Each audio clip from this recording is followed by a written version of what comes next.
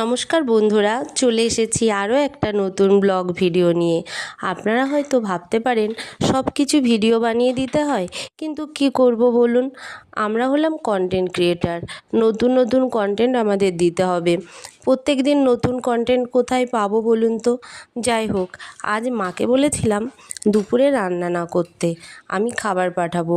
আমি আজ দুপুরে বানিয়েছি উচ্ছে ভাজা, পুঁইশাক, চিংড়ি মাছ, ইলিশ মাছের ঝাল, আর রাতে খাসির মাংস রান্না করেছিলাম, মায়ের জন্য একটু তুলে রেখেছি। আমাদের বাড়ি থেকে মায়ের বাড়ি বেশি দূরে নয়, একেবারেই কাছে।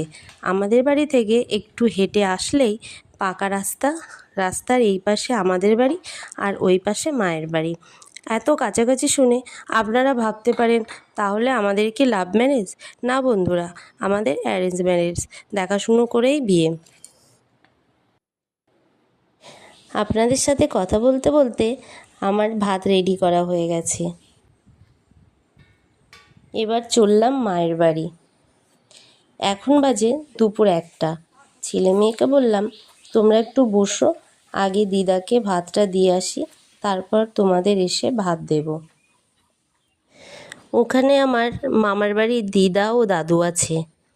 আমার মামার বাড়িও কাছাকাছি, আমাকে আর বাসে ট্রেনে উঠে বাপের বাড়ি কিংবা মামার বাড়ি যেতে হয় না, হেঁটে হেঁটেই যেতে পারি, কোনো গাড়ি ভাড়া লাগে না।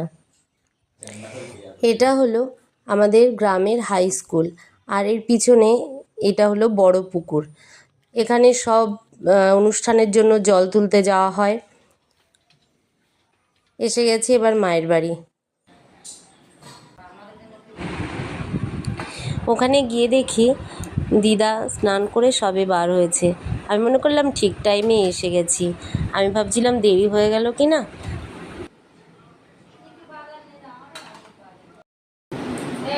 দিদা, তোমরা এবার খাওয়া দাওয়া করে নাও, আমি বাড়ি চলে গেলাম। হ্যাঁ, ছেলে মেয়ে খেতে দেবো, আবার আসছি।